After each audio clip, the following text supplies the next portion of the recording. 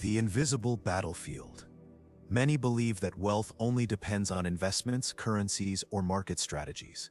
But true prosperity begins much earlier, in words. Solomon, wise king and strategist of kingdoms, understood that every discourse is also an investment. Today we will reveal 3 financial secrets hidden behind his way of speaking that can still transform your finances. 1. Well-spoken words are capital that multiply. Many imagine that prosperity begins the day they open a business, buy their first property, or secure a lucrative contract. But Solomon, king among kings, understood a much older and more powerful principle. True wealth begins long before money exists. It begins in the way we speak, because words are not just a vehicle for transmitting ideas, they are an act of creation. The way a man uses his words reveals his inner world, and at the same time begins to shape the external world he will inhabit. Death and life are in the power of the tongue. This statement isn't poetic, it's strategic. In the business world, a contract can be born or broken by a single phrase. An investor might decide to bet on a project not because of the numbers presented, but because of how the entrepreneur articulates their vision, conveys their confidence, and masters their own discourse. When a person speaks from inner disorder, their words bring disorder outwardly. When a man speaks from peace, his words bring order and direction to his surroundings. And order is always the first ground where wealth germinates. The psychology of the word as a financial asset. Money follows leadership, and leadership begins in the ability to communicate with clarity, purpose, and emotional mastery. Think about how many technically brilliant professionals never prosper, simply because they don't know how to speak convincingly. And how many with less knowledge end up leading companies, forming alliances, managing teams, simply because they master how to express themselves, read their audience, and adjust their discourse to each scenario. Solomon knew that every discourse is, in reality, an emotional transaction. Every time you speak, you are negotiating trust. Every word generates or loses credit. Every well-managed silence preserves your power. That's why he taught, a prudent man measures his words, a fool reveals all he thinks. In the world of investments, not everything is liquid capital. There is invisible capital, the perception others have of your ability, your vision, your maturity. This perception is often more decisive than the numbers you present. That's why great entrepreneurs invest so much in public speaking, sales psychology, and communication strategies. They know that words are their primary currency. Discourse as a vehicle of inner authority. Many seek to speak with power by imitating aggressive speeches, adopting dominant postures, forcing a language that doesn't belong to them. But true verbal authority doesn't arise from aggression, but from calm. Solomon taught that those who are truly sure of their path don't need to shout. The leadership that impresses is not that of a loud tone, but of a serene yet firm tone, of simple yet profound discourse, of words that seem soft but leave marks on the listener's mind. That's why he said, gentle words break bones. True persuasion is not in the intensity of the discourse, but in its precision. The exactness of words reveals the exactness of thought, and clear thought attracts followers, partners, investors. The financial danger of speaking without strategy. Now observe the reverse of this principle. In the modern world, many people destroy their opportunities by speaking prematurely, by speaking too much, by not weighing the consequences of their words. An entrepreneur who reveals too much about their future strategy weakens their competitive position. An investor who brags about their earnings attracts envy and self-serving alliances. A leader who speaks without thinking damages their public image. Every unnecessary word is a small withdrawal from your authority account. That's why Solomon insisted, even a fool, when he holds his peace, is counted wise. Mastering words also means mastering the moment to be silent. The most valuable alliances are born from the wisest conversations. Observe how true wealth networks function. It's not contracts that first consolidate alliances, but the prior conversations. It's not a signature that ensures loyalty, but the trust built in initial dialogues. It's not capital that attracts stable partners, but the shared vision that arises from a good conversation. Solomon received kings, ambassadors, merchants. He didn't impose his power, he attracted them with his verbal wisdom. He spoke to them in a way that others felt being near him was being near security, direction, and long-term vision. And thus, without wars, he increased his riches. Today, that principle remains intact. The entrepreneur who knows how to present their project as a collective opportunity, not just a personal one, attracts better investors. The leader who knows how to listen before speaking attracts loyal collaborators. The entrepreneur who adapts their message to the emotional language of each listener generates empathy, opening doors. True capital begins in the mind, but there's an even deeper root. The way we speak reflects the way we think. A man who constantly expresses himself with fear, justifications, defensive aggression, reveals that insecurity still governs within him. A man who expresses himself with clarity, firm respect, direct honesty, reveals that emotional order reigns within him. That's why Solomon was not only wise in speaking, he was wise in thinking, because the mastery of external words is a reflection of the mastery of internal dialogue. Guard your heart above all else, for everything you do flows from it. Practical summary for your financial journey. Every conversation is an investment. Every well-spoken word is an asset that can generate trust, respect, and opportunities. Every strategic silence preserves your authority. True wealth is not protected only by contracts, but by verbal wisdom. The first investor you must conquer is your own inner state. Money obeys leadership, and leadership begins in the word. Solomon mastered his words because he first mastered his spirit, and that's why, where others saw enemies, he created alliances. Where others saw crises, he created growth. Gold can be lost, businesses can fail, but the wisdom that governs your words will always allow you to rebuild. So if you seek to increase your wealth today, don't start by checking your bank accounts. Start by reviewing how you speak, how you listen, and how you build trust in every conversation. Because he who masters his tongue will never be a slave to poverty. 2. Strategic silence protects your assets. We live in a world that rewards exposure. Social media, modern business circles, and media promote the idea that the more you show, the more trust you'll generate. That talking a lot, revealing your plans, exhibiting your achievements, and sharing your dreams with the whole world is a way to attract opportunities. But Solomon, with his silent wisdom, taught the opposite. The prudent see danger and take refuge, but the simple keep going and suffer for it. There are times to speak, and there are times when true power resides in silence, because silence isn't an absence of words. Silence is inner governance. It's the ability to manage your verbal energy, to protect your strategy, to maintain control of information. It is in many cases a financial shield. Silence as emotional armor. The first wealth that silence protects isn't money, it's your emotional state. When you talk too much, you expose your insecurities. When you constantly justify yourself, you surrender your authority. When you need to explain every detail of your decisions, you give up your center of control. The man who can remain silent under pressure shows that he doesn't need immediate approval. He doesn't need to convince others of his worth. He is not dominated by the anxiety of acceptance. He is governed by his own conviction. In business, this is crucial. An experienced investor knows that those who can't remain silent, who rush to fill every verbal void, are usually hiding weakness. In contrast, those who can wait, listen, observe, are the ones who truly lead the conversation. Even a fool, when he holds his peace, is counted wise. Silence as a financial strategy. In finance, an excess of words can become a vulnerability. When you speak too soon about your expansion plans, you awaken competition. When you brag about your premature gains, you attract envy and attacks. When you share your operational weaknesses, you give weapons to your adversaries. Solomon understood that great strategic moves are prepared in discretion, that important changes are not announced until they are firmly established. Do not boast about tomorrow, for you do not know what a day may bring. In the art of negotiation, the one who speaks first often loses. Silence allows you to observe the desires, fears, and weaknesses of the other. It allows you to adjust your discourse, to direct the negotiation without needing to impose. That's why great leaders are not those who talk the most, but those who ask the best questions, and then know when to remain silent at the right moment. The psychology of containment, the natural human impulse, when faced with success, is to share it, to show it to the world,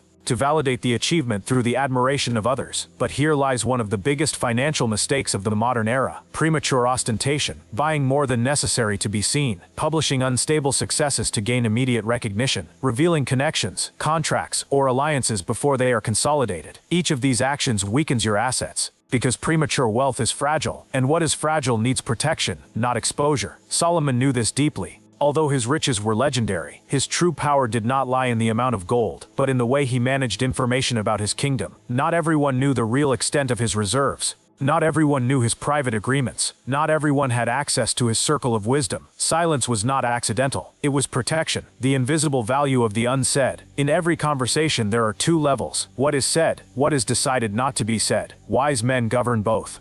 In a complex negotiation, the entrepreneur who reveals less usually has more room to maneuver. The investor who doesn't show all his interest immediately maintains better conditions. The leader who doesn't expose his immediate need to close a deal retains his decision-making power. Silence maintains control, because every piece of information you share unnecessarily is a chip you give to the other. That's why Solomon warned, "He who answers before listening, that is folly and shame." Silence as a mechanism for asset protection. Many don't understand that visible wealth is only one part of total assets. There are much more important hidden dimensions: strategic relationships, long-term reputation, trust networks, exclusive information, succession planning. Each of these areas can be weakened if a person doesn't know how to keep silent at critical moments. A strategic relationship can be damaged if private agreements are made public. Reputation can be stained if sensitive information is shared without considering the context. Family and partnership alliances can be vulnerable if it's not well managed. Who knows what and when. Therefore, silence is not isolation. It is risk management. The wise man does not speak less out of shyness. He speaks less because he understands the weight of every word. Silence a form of respect. But silence not only protects your wealth, it can also build respect. In a world where everyone seeks to be heard, those who know how to listen gain a position of honor. The leader who allows employees to express themselves without interruption. The partner who patiently listens to an investor's fears. The mentor who allows the apprentice to develop their own reflection. Active silence is not emptiness. It is a space that allows the other to feel seen, understood, respected.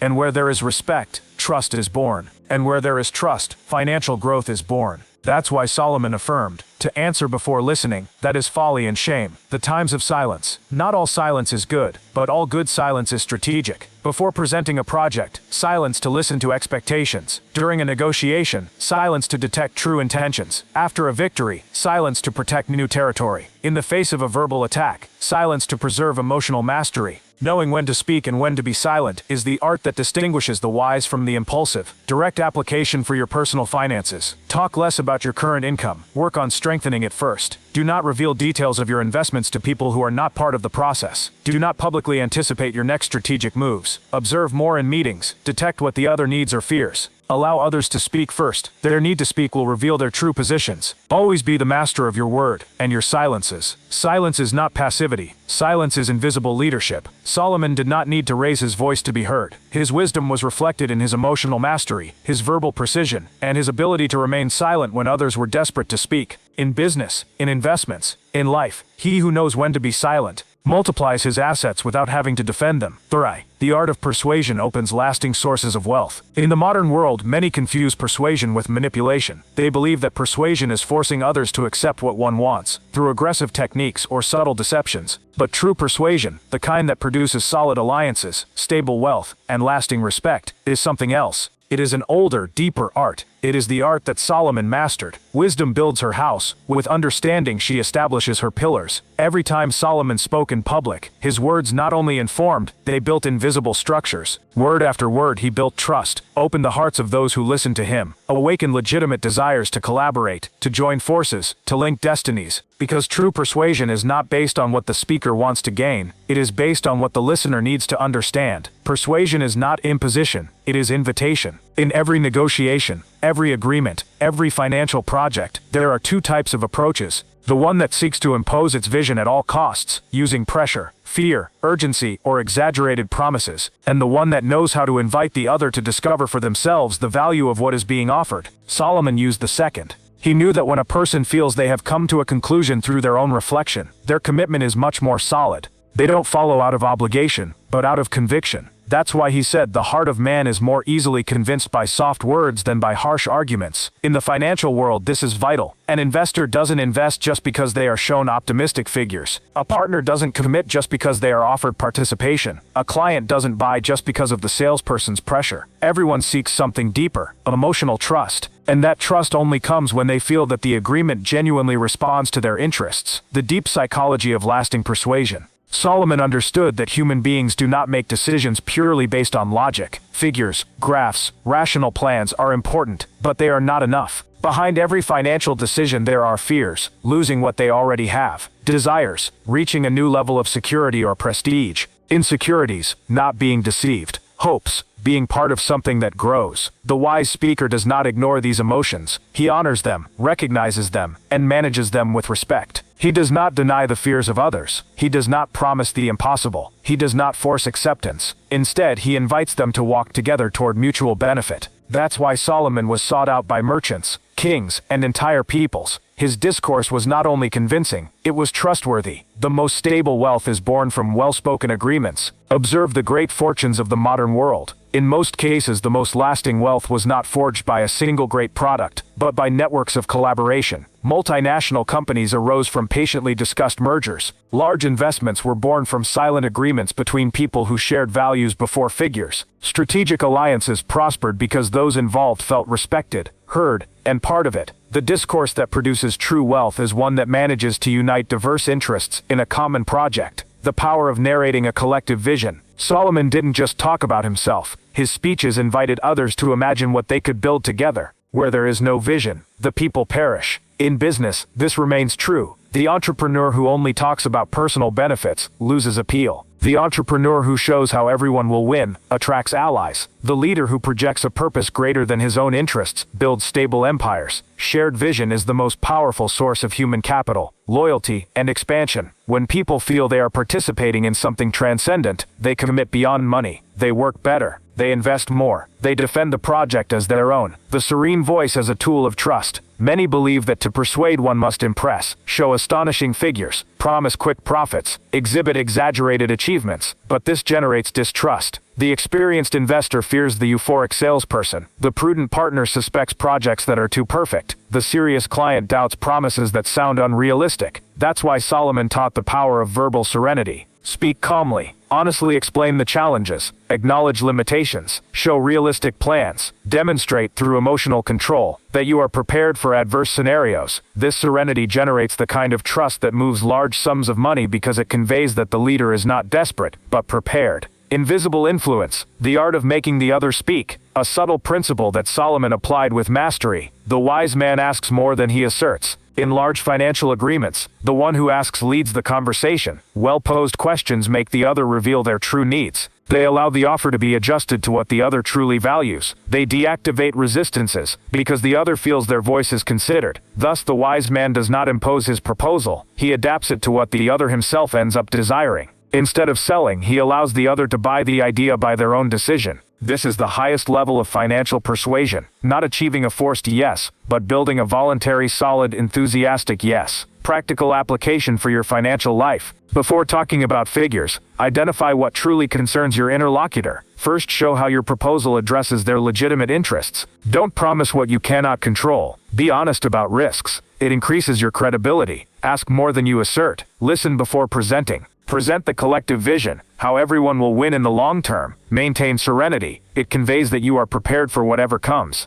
Persuading is not defeating the other. Persuading is building a path together where both prosper. Solomon did not force anyone. Kings came to him. Merchants sought him out. Peoples wanted to collaborate with his kingdom. Why? Because his words created solid bridges of trust. Lasting wealth is born from conversations where respect, wisdom, and shared vision transform simple agreements into stable fortunes. Many seek magical formulas for prosperity. They invest time, money, and energy in pursuing investment techniques, stock market secrets, marketing strategies, or methods to quickly scale their income. But Solomon, from his throne of wisdom, reminds us that true wealth does not begin externally. It begins in the invisible mastery of the mind and the word. Because a well-spoken word can open doors that money cannot reach. A strategic silence can protect what years of work built. Respectful persuasion can create alliances that last a lifetime. The modern world rewards those who shout the loudest, but history rewarded the wise who knew how to govern their mouths as they govern their kingdom. Solomon was not the strongest militarily. He was not the most feared by his enemies. He was not the most expansive in territory. But his kingdom was admired, respected, and sought after, because his verbal wisdom created alliances, protected his assets, and multiplied his prosperity. Gold can be lost, businesses can fail, but the wisdom that governs your word will always allow you to rebuild.